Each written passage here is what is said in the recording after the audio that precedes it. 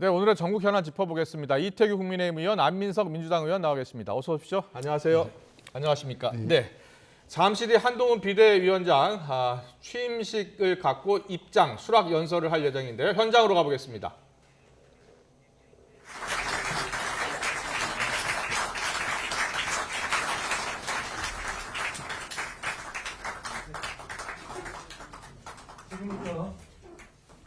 네, 한동훈 전 법무부 장관, 국민의힘 비상대책위원장으로 오늘 공식 임명이 됐지요. 오늘 오전 진행된 전국위 표결에서 당원들의 압도적 지지 속에 집권 여당 사령탑에 올랐습니다. 지금 현장 화면 보고 계신데요. 잠시 뒤에 향후 당의 운영 방향 등 활동 계획을 직접 밝힐 예정입니다.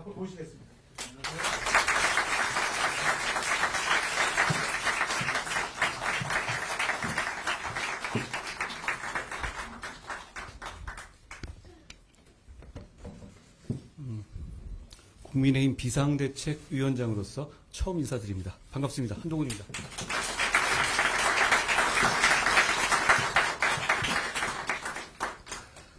오늘은 첫날이니 저를 이 자리에 불러내주신 국민의힘 동료 여러분들께 제가 어떤 생각으로 비상대책위원장의 일을 할지를 말씀드리죠.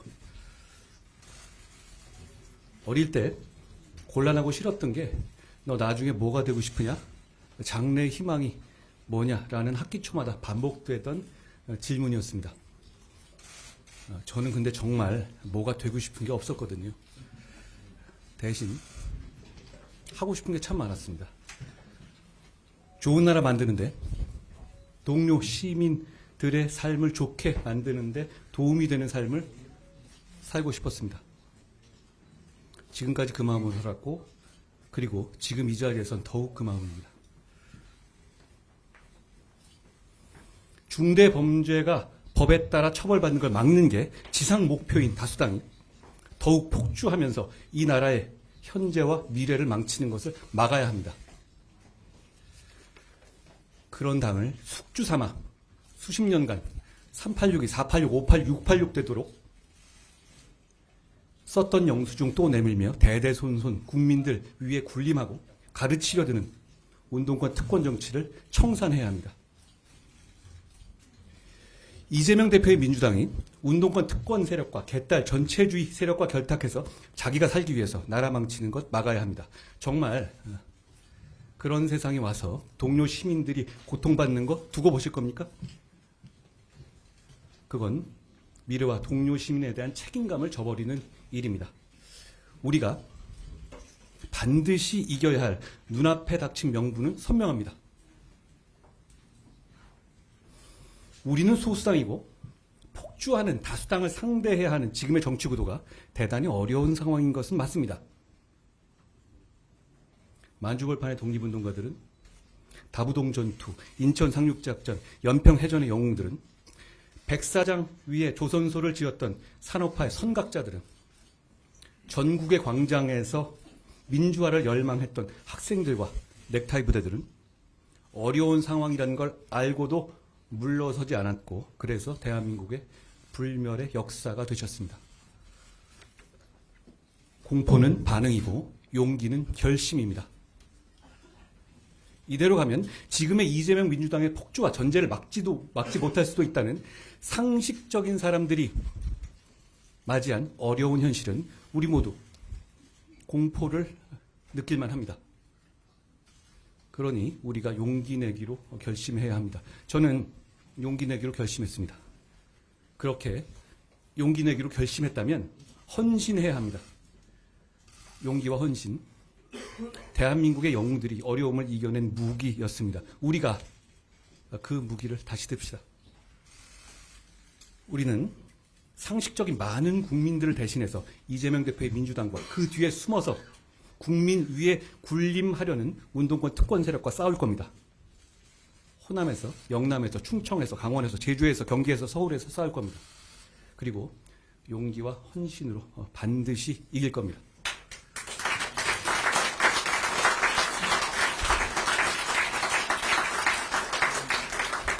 저는 정교하고 박력 있는 리더십이 국민의 이해와 지지를 만날 때 나라가 발전하고 국민의 삶이 좋아진다는 확신을 가지고 있습니다.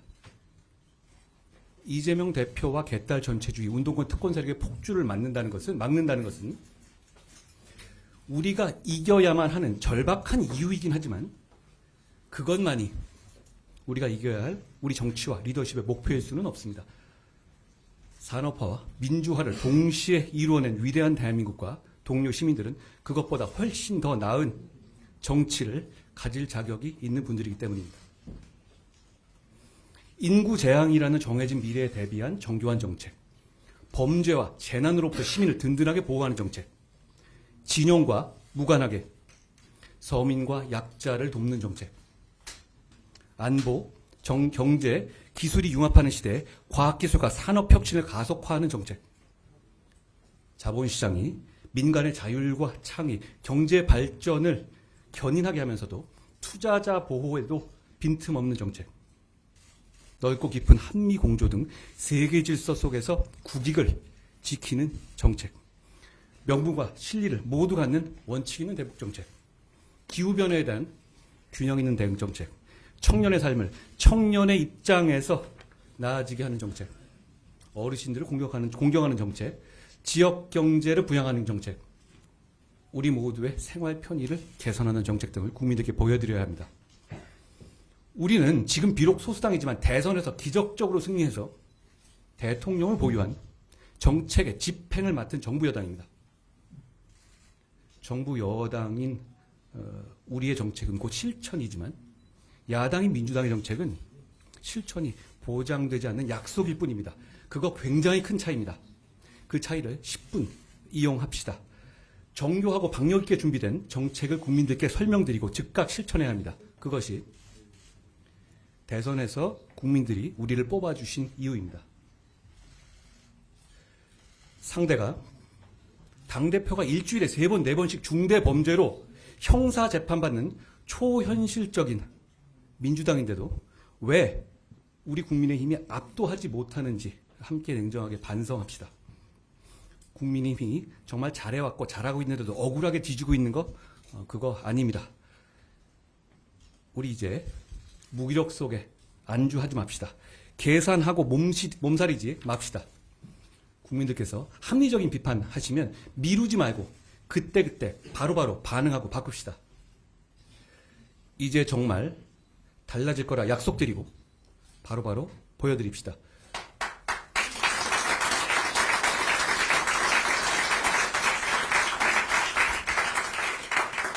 운동권 특권 정치를 청산하라는 강력한 시대 정신은 우리가 운동권 특권 정치를 비판하는 것만으로는 실현될 수 없습니다.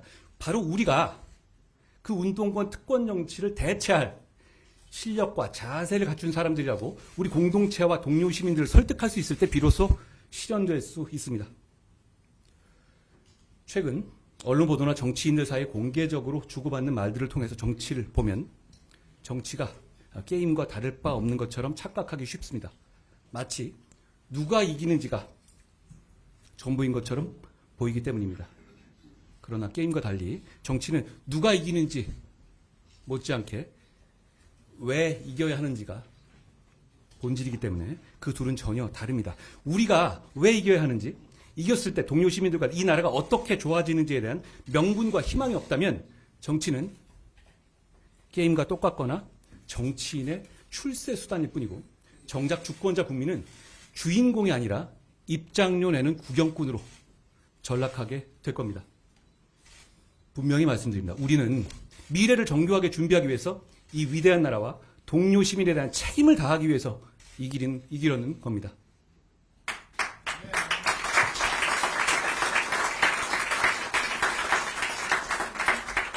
정치인은 국민의 공복이지 국민 그 자체가 아닙니다. 국민의 대표이니까 우리에게 잘해라가 아니라 국민의 공복이니 우리가 누구에게든 더 잘해야 합니다. 무릎을 굽히고 낮은 자세로 국민만 바라봅시다. 정치인이나 진영의 이익보다 국민의 이익이 먼저입니다. 선당후사라는 말 많이 하지만 저는 선당후사는 안 해도 된다고 생각합니다. 대신 선민후사해야 합니다. 분명히 다짐합시다. 국민의 힘보다도 국민이 우선입니다. 오늘 국민의힘의 비상대책위원장으로서 정치를 시작하면서 저부터 선민후사를 실천하겠습니다. 어려운 상황에서 미래와 동료 시민에 대한 강한 책임감을 느끼기 때문입니다. 저는 지역구에 출마하지 않겠습니다. 비례로도 출마하지 않겠습니다. 오직 동료 시민과 이 나라의 미래만 생각하면서 승리를 위해서 용기 있게 헌신하겠습니다. 저는 승리를 위해서 뭐든 다 하겠지만 제가 그 승리의 과실을 가져가지는 않겠습니다. 저는 여기 계신 누구보다도 더 열심히 뛸 겁니다.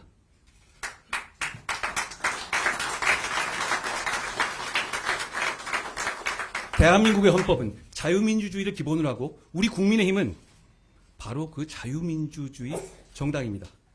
자유민주주의 국가는 절차적 민주주의를 지키면서 공정한 경쟁을 보장하고 경쟁의 문턱은 낮춰서 경쟁에 참여하는 것을 권장해야 합니다. 그 과정에서 차별 없이 경쟁의 룰이 지켜질 거라는 확고한 믿음을 드려야 합니다. 동시에 경쟁에서 이기지 못하는 사람들, 경쟁에 나서고 싶지 않은 사람들도 인간다운 삶을 살 수 있도록 철저하게 보장해야 합니다.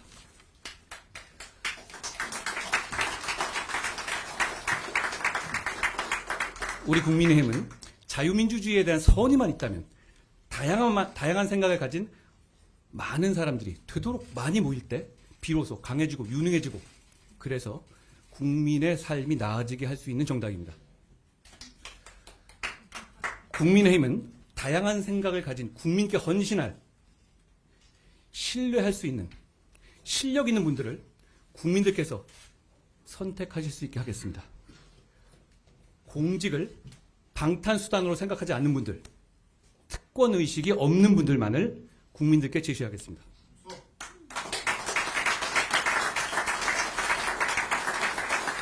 우선 우리 당은 국회의원 불체포 특권을 포기하기로 약속하시는 분들만을 공천할 것이고 그럴 일은 없겠지만 나중에 약속을 어기는 분들은 즉시 출당 등 강력히 조치하겠습니다. 우리는 이재명 대표의 민주당과 달라야 하지 않겠습니까?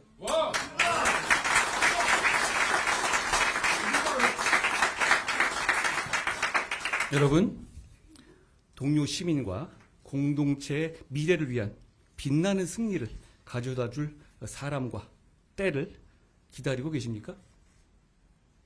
우리 모두가 바로 그 사람들이고 지금이 바로 그때입니다. 함께 가면 길이 됩니다. 우리 한번 같이 가봅시다. 고맙습니다.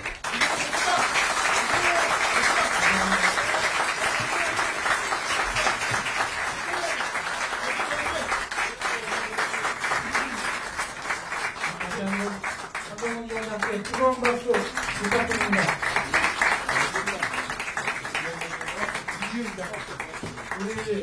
우리 언론인 여러분들의 질문을 몇 가지 받도록 하겠습니다. 현장 여건상 제가 지명함을 양해해 주시기 바랍니다. 우선 MBN의 이주인 기자님. 안녕하십니까. MBN 이주일 기자입니다. 어디 계시죠? 안녕하세요. 예. 어디 계신지 모르겠네요.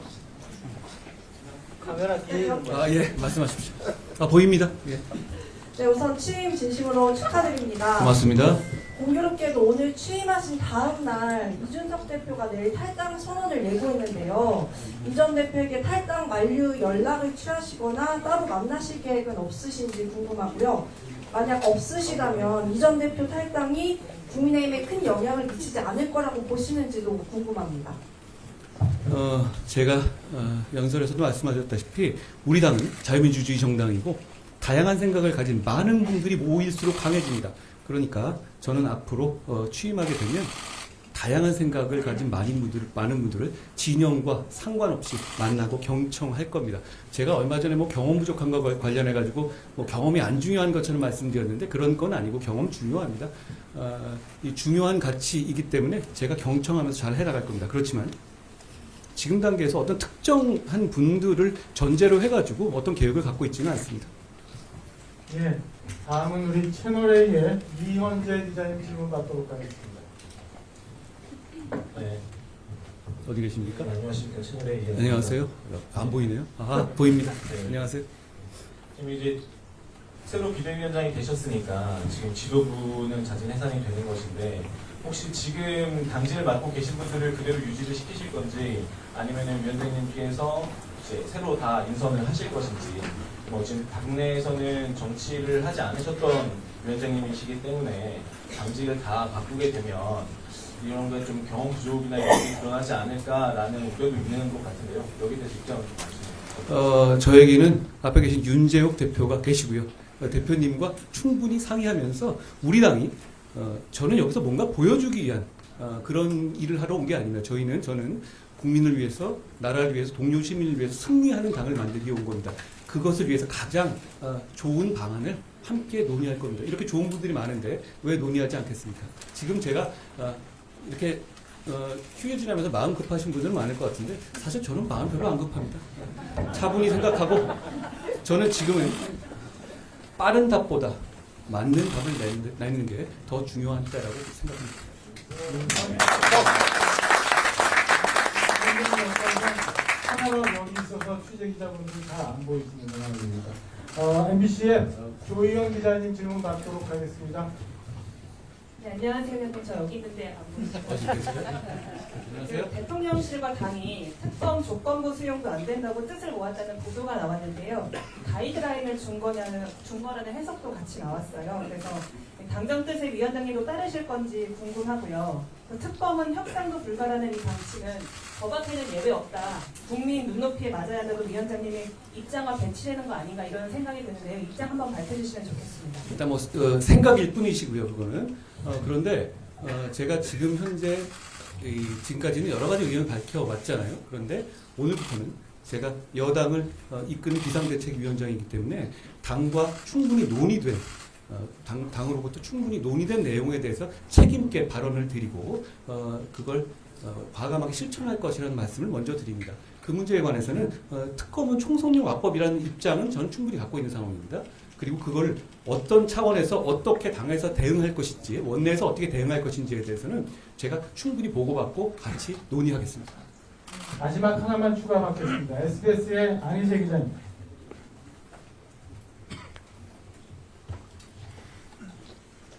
네, 안녕하십니까. SBS 안희재 기자라고 합니다. 잘 보이네요. 안녕하세요. 오늘 연설에서 당정 관계에 대한 언급이 없었던 것 같은데요. 그 위원장님께서 생각하시는 수직적 당정 관계란 무엇이라고 보시는지, 지금까지 당의 모습을 볼 때 타파해야 할 부분은 어떤 거라고 보시는지 궁금합니다. 이건 제가 아직 섣부른 생각일 수 있지만 말씀드리겠습니다. 대통령과 여당, 여당과 대통령, 여당과 정부는 헌법과 법률의 범위 내에서 각자 할 일을 하는, 국민을 위해서 할 일을 하는 그런 기관입니다. 거기에 수직적이니 수평적이라는 얘기 나올 부분이 아닌 거죠. 각자 상호 협력하는 동반자 관계라고 하는 것이 옳겠습니다. 대통령은 여당이 있기 때문에 정책적인 설명을 더 잘할 수 있는 것이고요. 여당이 사랑받아야 대통령이 더 힘을 갖게 되겠죠.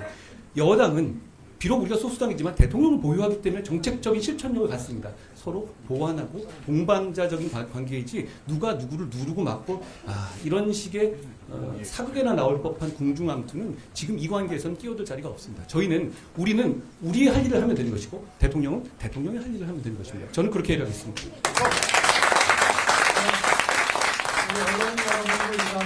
한동훈 위원장이 추가하셨습니다. 이것으로 일단 마치고요. 우리 당상적인 준비한 포토가를 위원님께 전달해드리겠습니다.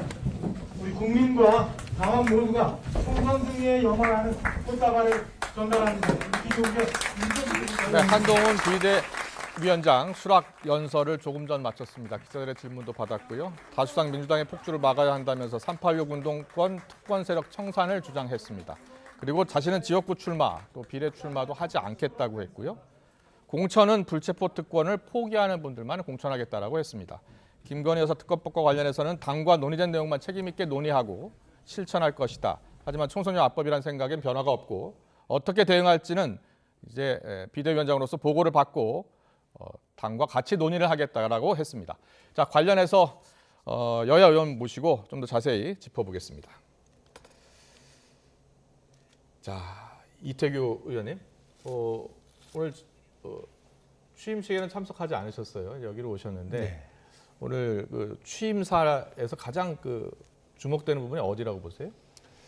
뭐 일단 이제 야당에 대한 이제 그 한동훈 위원장의 평가가 예, 금방 말씀하신 이제 586 예, 이 운동권 이 특권 정치 세력 그다음에 이제 개딸 전체주의 예, 이 부분과 이재명 체제가 결합해서 나라를 어렵게 만들고 있다. 예, 이렇게 하면서 이제 야당에 대한 어떤 그 정체성이나 성격 규정을 분명히 했던 부분. 네, 그래서 이 부분하고는 아주 분명히 대척점을 세워 나가겠다 이런 이제 의지를 보여준 부분이 있고. 예, 그다음에 이제 이 산업화와 민주화를 이룬 우리 국민들이 더 나은 정치를 누리고 가질 자격이 있다. 예, 이런 부분들 또 이 동료 시민에 대한 이 정치가 책임을 다해야 된다. 또 이 합리적 비판에 예. 우리 당이 국민의 합리적 비판에 우리 당이 바로 반응해야 된다. 네. 그래서 바꿔야 된다. 이제 이런 부분들은 전체적으로 이제 당의 혁신과 여의도 혁신의 어떤 강한 의지를 저는 보여줬다고 이렇게 판단합니다. 네. 예, 그래서 이 강력한 어떤 그 대야 전선도 형성하면서 또 국민의 어떤 지지와 공감대를 얻기 위한 강력한 여의도 개혁 뭐 이런 부분에 대해서 한동훈 위원장이 강한 의지를 오늘 표명한 것이 아닌가 이렇게 생각이 들고 예, 그런데 개혁을 하려면 아무래도 이제 희생과 헌신이 필요하지 않습니까? 네, 네. 그렇게 되면 이제 명분을 먼저 확보해야 되는데 그것을 위해서 본인도 이제 불출마를 선언하고 오로지 개혁과 이런 부분에 헌신하겠다. 저는 이 부분을 오늘 강력하게 보여준 것이 아닌가 그렇게 좀 생각을 합니다. 네, 안민석 의원께는요. 이재명 대표의 민주당과는 달라야 한다라고 하면서 민주당 386 운동권 특권 세력 청산을 주장했어요. 먼저 그 한동훈 예, 그 비대위원장 연설을 보면서 제가 가장 큰 저의 느낌은 얄미울 정도로 달변이시구나. 성공했으면 좋겠어요. 그리고 예. 저희와 선의의 경쟁했으면 좋겠고요. 예, 근데 저는 이제 두 가지 제가 말씀드리고 싶은데요. 네, 첫 번째는 저는 저 수락 연설을 보면서 네, 87년 노태우의 6.29 선언이 생각났습니다. 네, 전두환과 차별화된 노태우의 이미지, 그것이 6.29 선언 속에 나타나지 않았습니까? 지금 한동훈 대표 역시도 본질적으로는 용산에 의한 용산을 위한 친정체제이지 않겠습니까? 그러니까 과거에 전두환, 노태우 그 라인업과 윤석열, 한동훈 저 라인업에 대해서 국민들은 별 차별성을 못 느낄 것 같아요. 그래서 예. 그런 면에서 뭔가 같은데 다른 듯한 그런 차별화를 시도했던 과거의 6.29 선언을 보는 듯한 그런 느낌. 네. 두 번째는 한동훈 비대위원장 말씀의 전체적인 기조는 네. 야당 때리기예요. 근데 굳이 저렇게까지 할 필요가 있었느냐? 여당의 본질은 능력함이거든요. 예. 야당을 좀 더 관대하게 하면서도 지금 저기서 빠진 게 대통령의 무도함과 무능에 대한 그런 부분에 대한 지적이나 비판은 쏙 빠지고 어찌하여 저렇게 야당 때리기에 오늘 연설에 본류를 지금 만들었을까. 그런 면에서 여당 대표 비대위원장으로서의 예. 수락 연설 치고는 아쉬운 감이 있다. 알겠습니다. 그런 말씀드리겠습니다. 네, 엇갈린 평가를 들었는데요.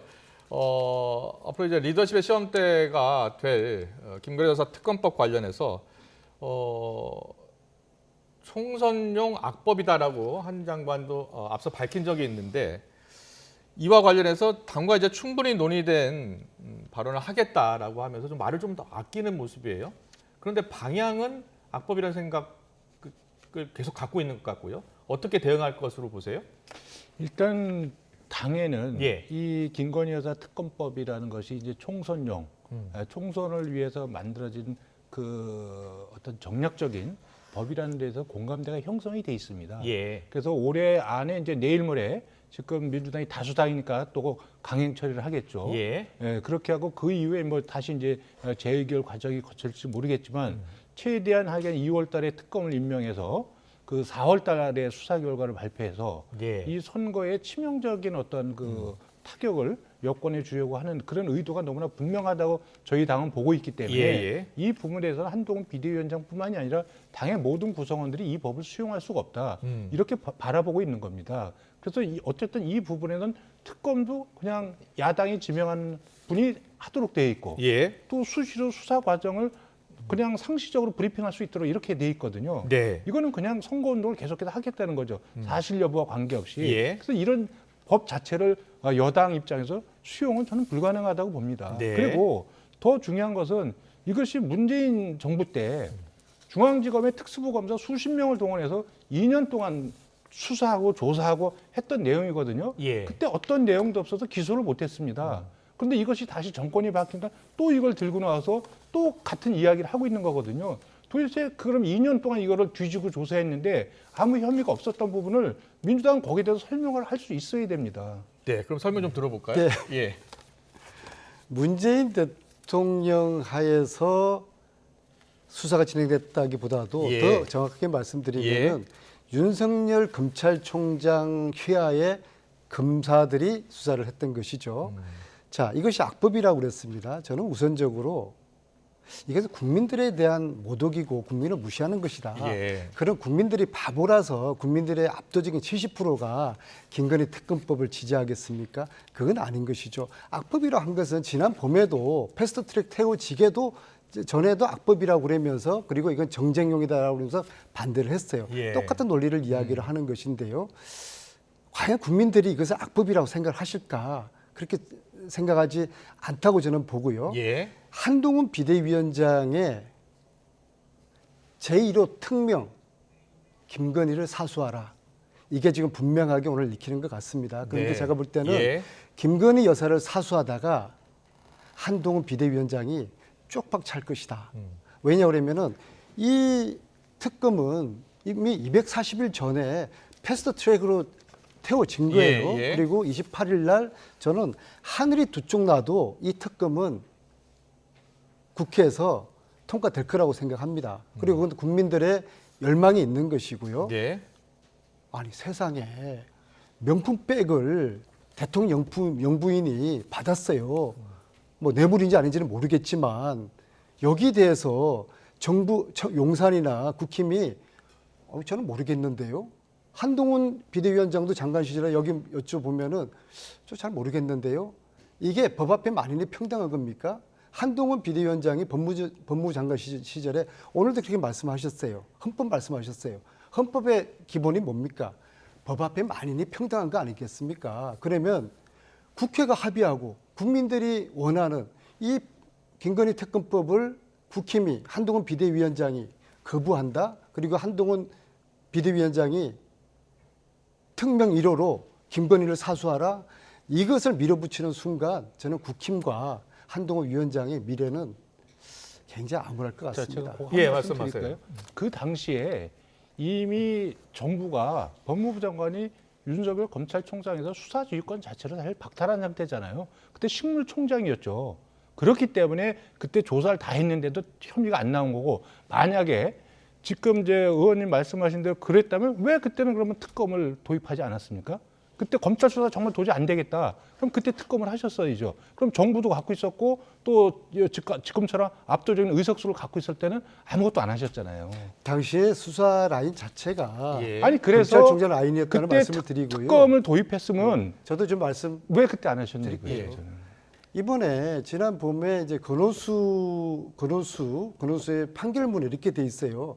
김건희의 세계 계좌에서 88개의 거래가 나타난 거 아니겠습니까? 도이치모터스 전 회장 말씀하시는 그럼요. 거죠? 네. 예. 그러면은 이건 이미 사실은 결과는 수사는 사실 해보나 마나요. 그런데 검찰이 수사를 하지 않고 지금 넉놓고 있었던 거 아닙니까?